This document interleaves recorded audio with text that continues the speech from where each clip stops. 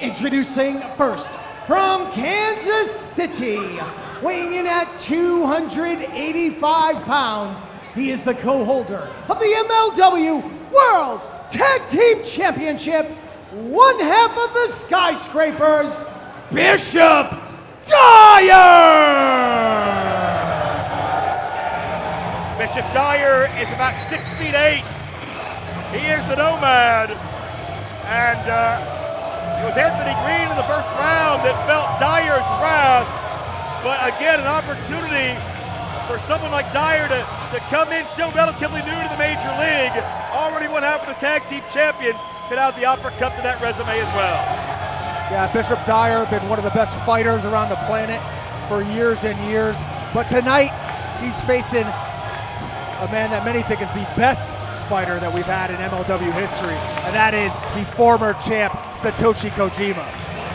And it's hard to argue that point, but this man, one of the top 5 in the world in IBJJF, a 2-time amateur, Kansas and Missouri Golden Gloves regional champion. Whether it's pro wrestling, boxing, jiu-jitsu, Dyer has diversified his game, and he's more dangerous than he's ever been. He's diversified his portfolio as well with that gold. And his opponent, accompanied to the ring by Shigeo Okamura from Kotoku, Tokyo, Japan, weighing in at 238 pounds, Satoshi Kojima!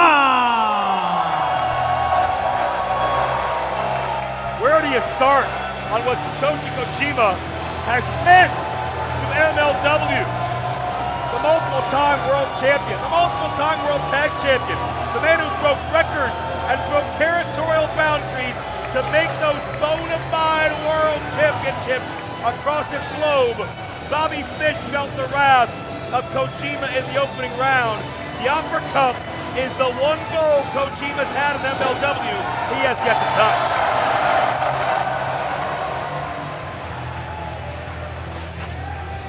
The love, the adoration, everywhere we go, from coast to coast, from continent to continent, everybody adores Satoshi Kojima. You think about what this man has done in MLW, but you also have to think about what he has done across the world, what he has meant for Major League Wrestling, but also what he has meant for wrestling itself. One of the true legends of the game, a champion everywhere he has ever been, but still that Opera Cup eludes him.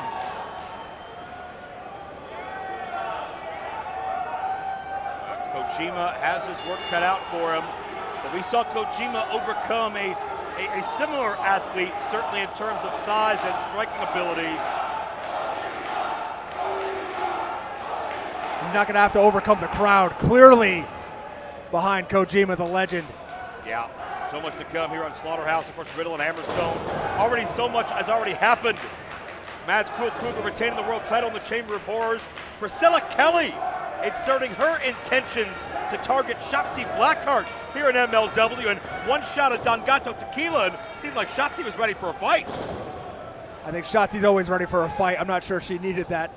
Yeah, that's true. That shot from Don Gato, but we're looking ahead to Charleston for that, as will be the finals of this Opera Cup. But right now, one of these men will join the Final Four into the semifinals. That'll go on to Symphony of Horrors coming up in just a few weeks. Yeah, when I look up this matchup, Joe, I think coming out of this that whoever wins this is the clear-cut favorite. When you look at the rest of the field, it's comprised of men who are smaller. They have a different style, some luchadors. Austin Aries, Paul London. And then look at these two big, powerful competitors, a near giant in Bishop Dyer, and a man who's 250 pounds of carbohydrates ready to strike at any time, Kojima. That's certainly a bold prediction, Tom, and I'm not arguing with that. I respect the hell out of you going out on a limb like that, especially on a night where we're going to see Mystico and Ultimo Guerrero in one of these matchups. Kojima, nice hip lock. I started to say a moment ago, Kojima overcame the 6'7" Mr. Thomas in a lightning match a few weeks ago. Thomas blatantly tried to take Kojima out of the Opera Cup and take his spot. So Kojima, much like many people in MLW, has been a walking target these past number of weeks. Kojima, one of the few men so far that has been able to defeat Father Time and time again. But eventually it's going to catch up to him. One of these days. Is tonight going to be that night? Bishop Dyer hopes so. Here's something, Tom, I think you can speak very firsthand on. And, speaking of hands, we do not see St. Laurent out here. Of course, St. Laurent, you got to believe, still feeling the after effects of Contra, Mads Kruger. How does that change how Dyer may approach a big match like this? Well, I'm sure that St. Laurent and I'm sure that Dijak have given plenty of input to Dyer into the game plan. And there's plenty of tape that you can find on Kojima. Well, it's quite bold to engage in a chop-based offense on someone like Kojima. I'll put it that way. I don't care how big you are. I don't care how bad you are. Nice charge through on the clothesline, though, as Dyer has Kojima at bay, and not many men have done that kind of damage with Kojima in just one shot, but this is where Dyer will thrive on the outside. Yeah, take a look at Kojima's chest, already beaten up. Right on that formidable heart. You can see it's nice and red. Dyer is no doubt looking to advance, but is he also looking to send a message? Is he thinking about Kruger? Is he thinking about Contra? Is he thinking about Riddle or Hammerstone? He better be thinking about Kojima. Yeah. Even though he may be on the offensive now, Kojima can fire back at any second. This man has shown heart year after year after year since the 90s. And that's certainly spoken by an expert in the field, 2020 Opera Cup winner, Filthy Tom Lawler. Absolutely one of the greatest joys of my entire career, hoisting up that Opera Cup in 2020. Oh, and there you see, one too many chop attempts. Dyer could have broken his own hand, and Kojima may break Dyer's jaw. Unloading, look out, no one's safe. Kojima, referred to by many as the father of MLW. He did so much to lay the foundation of what we are today as we see the past, the present, the future collide in this one matchup only here at Slaughterhouse. But Kojima, Dyer gets desperate. I was about to say, Kojima's certainly a part of MLW's past, but it doesn't mean at all he's not going to be part of its future. But Dyer has other ideas. You wondered what St. Laurent might have added to the game plan there. That looked like a tactic straight out of his book. Yeah. If he can read. Dyer looking, back suplex. Very adept at those suplexes as Dyer. Kojima kicks out. And you can see the redness, the welts on the chest of Kojima. Dyer's done his damage. Dyer, an athlete, is pretty much his entire adult life. NFL background in the Colts and the Cardinals. Nice takedown. We talked about his jiu-jitsu and boxing acumen during his entrance. So many ways this guy can hurt you. And he's using all of them right now on Satoshi Kojima. That referee thought that was a pinfall for a moment, but it was not. It was a blatant choke. The knee was in the windpipe, and Dyer was holding the nostrils closed on Kojima. And whether that was a mind game or just a chance to sap the breath out of Kojima, either way, it is all Dyer dominating, thriving off the momentum he's built over the past few months here in MLW. Yeah, we've got to wonder, too, how much of a toll has this tournament taken on both men so far? Many fans looking on with concern. So many adore, idolize Kojima, have followed him for decades. Right, but we saw him against Mr. Thomas, as you mentioned, weeks ago. Another big, powerful individual in a lightning match. And those two were throwing bombs the entire time. And now he's in there against another gigantic man. How much more damage can this man take?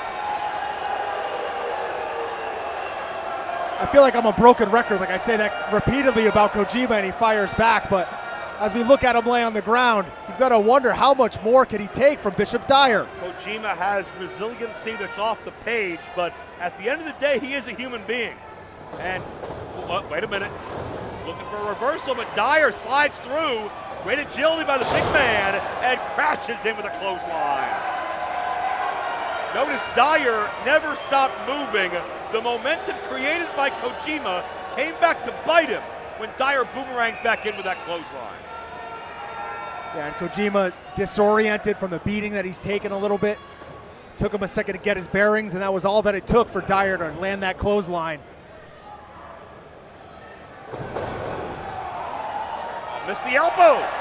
And here's Kojima going rapid fire. Chopped straight from the Proton Pack, Joe. Dozens upon dozens. He's gonna ghost bust up Dyer's chest with those chops. Forearm connects. I think he says an expletive right here, so I'm not gonna repeat it, but beautiful elbow drop. Darno. Thought we were gonna have a 3, Joe. And Kojima a half a second away from advancing to the semi-final round.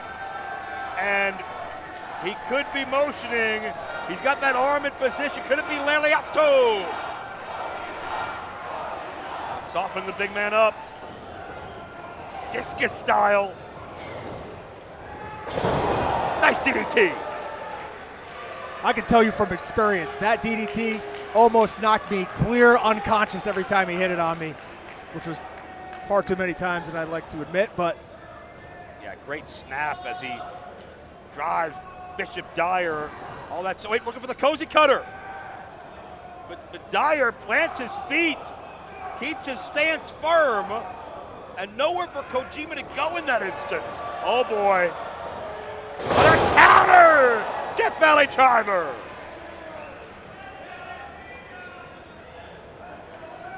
I'll tell you what, Tom, every single round, every single match of this Opera Cup has over-delivered. Main event quality and then some, and it only gets more spectacular as we get further down on the field. As both men back to their feet, and Kojima with a home run to the outside. A second attempt, Cozy Cutter scores! Right back in, but he paid for it. Does Kojima have enough left to make the cover? Kojima, yeah, just drape an arm, anything he can do, hooks a leg, there you go, 2.5.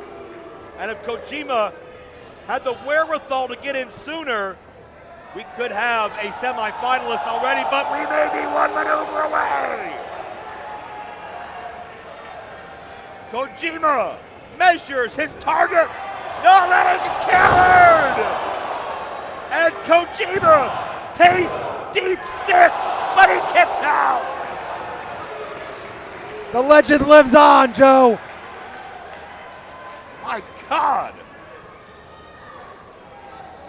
Dyer breaking out his biggest hits, and Kojima showing that resolve. On a suplex from that height will take a lot out of you. The press, and Kojima again slides his shoulder. Kicks out again. I gotta ask you, is it Dyer straights now for the Bishop? Oh, wait a minute. What does he have left? Oh. We just saw that from Kojima. Is Dyer gonna beat Kojima with his own maneuver? No! Kojima fires first! Lariato! What? I don't believe He kicked out! At 1! Did I just see that? Kojima hit him straight in the face! Kojima back on the horse! Second Lariato! Hooks the leg! Kojima's moving on! Here is your winner, advancing to the semifinal round of the tournament, Satoshi Kojima! You want to talk about earning this one? Kojima did every step of the way. You see the rapid fire chops of Kojima staple. Took the air out of the lungs of Bishop Dyer. The father of MLW right here, telling Bishop Dyer, Daddy's home, baby. You're going to bed. The first didn't work. The second one did. Satoshi Kojima, his tag team partner and friend Okamura, cheering him on. One more big mountain to climb 2 more victories to get to the summit. Will Kojima add the Opera Cup to his incomparable MLW resume? And Kojima, showing respect, knows that Dyer was a valiant fighter, a formidable test, and wants to show gratitude for a good fight. Oh, That son of a... come on. As we look at the updated brackets, Kojima, Lone Lord Jr. in the semifinal round. What a fight that's gonna be! 2 legends of the squared circle are gonna meet in the next round. Can't wait to see that, and we're gonna find out the 2 other entrants that make it to the semifinal.